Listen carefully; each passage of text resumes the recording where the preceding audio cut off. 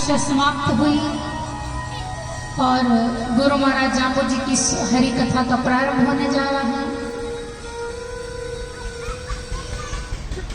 और ये कथा कर पाना, ये कथा होना, ये कार्य केवल और केवल परमात्मा के द्वारा प्राप्त शक्ति से, परमात्मा के द्वारा आशीर्वाद से ही संभव हो सकता है। क्योंकि आप सब लोगों के हृदय में कई वर्षों से ये इच्छा, ये भाव होगा कि हम अपने संगरिया की नगरी में गुरु महाराज के इस मंदिर में भगवान की सत्संग सुने, परंतु कोई ना कोई कारण होता है कि वो कार्य टल जाता है। और मुझे ज्ञात हुआ कि अब लगभग 12 वर्ष बाद में आपकी संगरिया में सत्संग कथा हो रही है। तो ये कैसे संभव हुआ है? आप सभी भक्तों के अथक प्रयास से। कि सबसे पहले तो आपके हृदय में इच्छा जागृत हुई कि हम सत्संग का कथा का आयोजन करवाएं, परंतु केवल मात्र इच्छा जागने से या केवल मात्र भाव उठने से कि हम ये काम कर लें, वो कार्य पूरा होता नहीं है। उसके लिए मेहनत करनी पड़ती है। और ये जितनी भी व्यवस्था आप सब लोगों ने करी है, मुझे जानकर बड़ी प्रसन्नता हुई है कि कई वर्षों बाद युवाओं ने इसमें बढ़ चढ़ करके भाग लिया है कि व्यवस्था और सुंदर तरीके से और अच्छे भाव से हो सके। और जब युवा पीढ़ी किसी काम को लेती है, वो तो नए तरीके से, नए भाव से और बहुत ही दृढ़ संकल्प के साथ में उस कार्य को पूर्ण करने का वो भाव रखते हैं। और उसमें आप सभी बड़े बुजुर्गों का जब आशीर्वाद होता है कि बड़ों का आशीर्वाद और युवाओं की शक्ति जब मिलकर कोई काम करती है तो इतना सुंदर सत्संग के रूप में परिणाम प्राप्त होता है। तो आपकी जब इच्छा जगी तो आप लोगों ने दिन रात मेहनत करी और उस मेहनत को पूरा करके आज वो दिन आया। तो आप सब लोग माताएं बहनें इतनी पहले दिन ही इतनी बड़ी संख्या में आए हैं। तो आप सब लोगों का बहुत बहुत धन्यवाद कि आप गुरु महाराज के प्रति इतनी आस्था, इतना प्रेम, इतना भाव रखते हैं कि हम जाकर गुरु महाराज की बातें सुनें।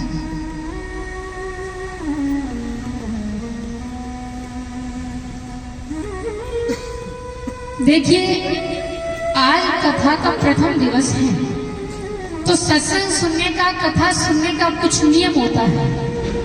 वो नियम मैं आपको थोड़ा सा बता दूं ताकि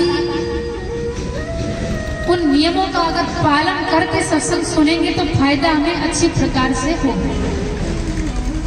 क्योंकि ये जो एक सत्संग है, 7 दिन की जो सत्संग कथा होती है, जिस प्रकार से योग का शिविर लगता है, शहर में बहुत सारे हॉस्पिटल होते हैं, अस्पताल होते हैं, वो भी समय समय पर अलग अलग जगहों पर अपना शिविर लगाते हैं कि वहां पर उपचार किया जाएगा, फ्री में ट्रीटमेंट किया जाएगा, दवाई दी जाएगी। तो जब आप जाते हैं, पहले अपनी पूरी जांच करवाते हैं और फिर आपको जब डॉक्टर, चिकित्सक औषधि देता है, मेडिसिन देता है, तो उससे लेने की पूरी विधि बताते हैं कि दिन में 2 समय, 3 समय और किसके साथ में लेनी है, और भी क्या क्या आपको ध्यान रखना है, क्या खाना है, क्या पीना है। और ऐसा नहीं कि एक दिन दवाई खाने से आप ठीक हो जाएंगे। बीमारी को काटने के लिए, व्याधि का उपचार करने के लिए लगातार आपको जितने दिन आपका ट्रीटमेंट चलता है, पूरी औषधि समय समय पर लगातार लेनी पड़ती है, तब जाकर उस व्याधि से मुक्ति मिलती है।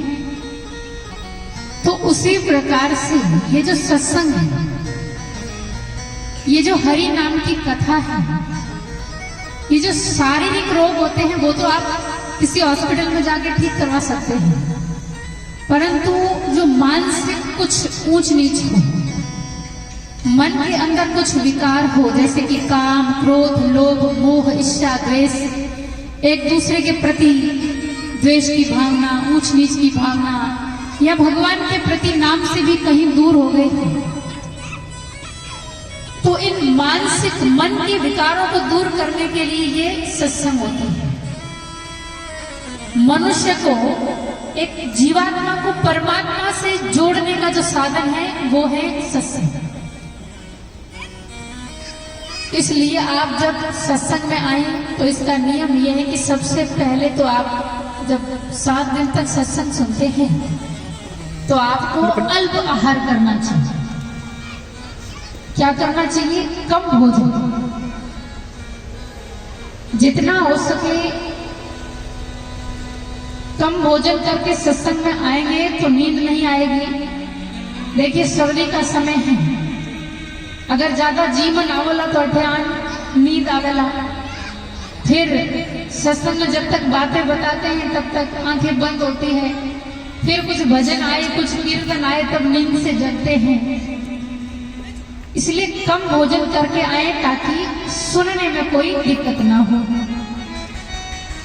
और दूसरा, जब सत्संग में आकर बैठे तो नींद को परे हटाकर ही आए।